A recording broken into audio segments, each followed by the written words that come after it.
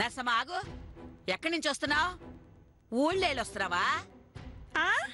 రాజ్యాలేలొస్తున్నాను. చాలా ఏందే పెద్దదాని నాతోనే ఎటకారవా? వయసు పొగరు బామ్మ.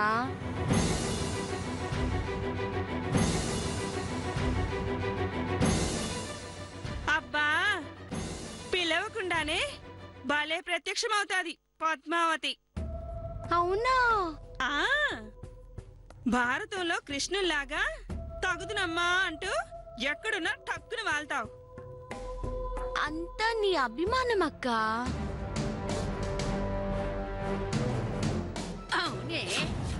అబ్బా, ఏంటి బామ్మగారు ఇంత గట్టిగా నా గిల్లేది? ఏ నువ్వు మగాళ్ళని గిల్లినట్టుగా ఉందా? చిచి, ఏంటా మాటలు? ఉన్న మాట అంటే ఊరికెందుకే? అబ్బా, మీ మొట్టికాయలతో నా తల బొప్పి కట్టిపోతుంది. ఏంటి, ఏం జరుగుతుంది ఇక్కడ?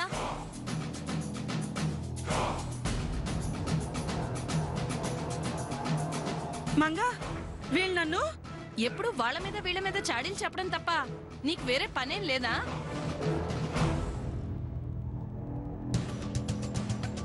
ఈనాళ్ళకు ఒక మంచి మాట అన్నావు మంగా. అవునే పిల్ల, యాడికి పోయి ఊరంతా తిరిగి వస్తున్నావు? పనుందని వెళ్ళా. నేనేం ఊరికే తిరిగి రావటంలే.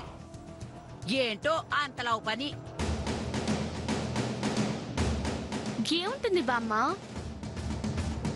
కొంపలు ముంచే పని అయి ఉంటుంది. ఇదిగో పద్మావతి, నువ్వు అనవసరంగా మాట్లాడుకో. ఏందా నీకు అంత కోపం?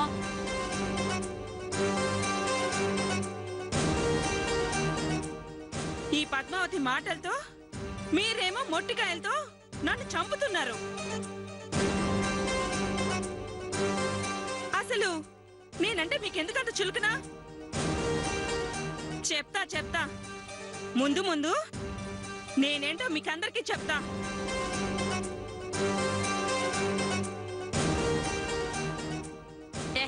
మాట్లాడుకో.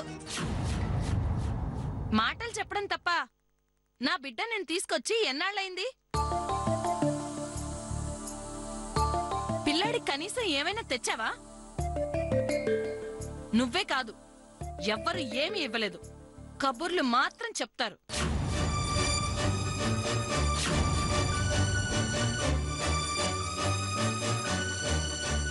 అసలు నేను బయటికి వెళ్ళింది మీ బాబు కోసం ఏమైనా తేవడానికే మంగా.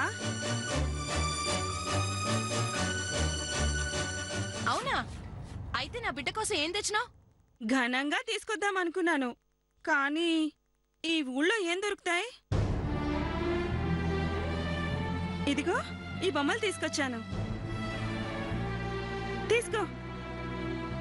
బాగున్నాయి.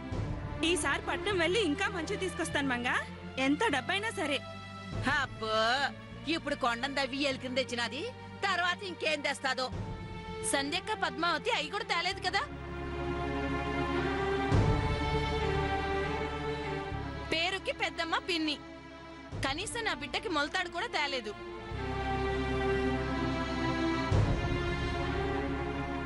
ఈ మైథిలే నయం.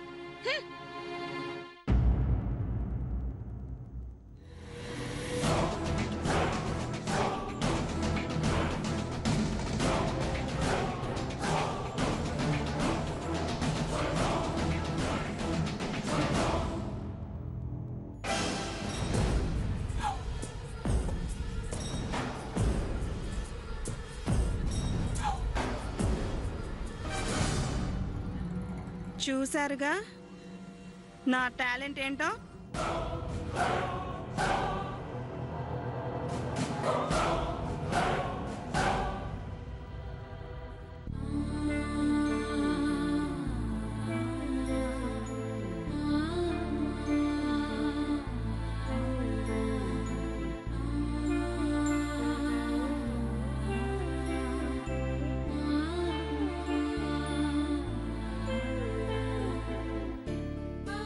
ఏంటే గా కళ్ళల్లో నీళ్ళేంది? ఏంటి పద్మావతి, నువ్వు కూడా అదేదో వాగిందని నువ్వు కూడా ఇట్లా బాధపడతావా ఏంది? మంగక్కన్నది నిజమే కదా బామ్మ. దాని నోరు అంతేనే, కాసేపు అటు ఇటుగా మాట్లాడుతుంది. దాని మాటలేం పట్టించుకోమక్కండి. లేదు బామ్మ, అక్కన్న మాటల్లో కూడా నిజం ఉంది, న్యాయం ఉంది. ఆ పసివాడికి బాబాయిగా సీనయ్య, పిన్నిగా నేను ఏమీ ఇవ్వలేదు ఇంతవరకు. అది తప్పే కదా? తప్పెలా అవుతాది? ఉంటే మీరు మాత్రం ఇవ్వరా ఏంది? అది ఎవరు ఆలోచిస్తారు బామ్మ? ఇచ్చారా లేదా అనేగా ఆలోచిస్తారు. సీనయ్య ఆటో నడిపించి సంపాదిస్తున్నాడన్న మాటే కాని అది ఏ రకంగానూ సరిపోవడం లేదు. ఆటోకి అప్పు తెచ్చుకున్న చోట వడ్డీ అసలు కట్టాలి. అలాగే నా చదువుకి చాలా ఖర్చు అవుతుంది. అదే కాక మంగక్క గాజులు కూడా వేడిపించాలి.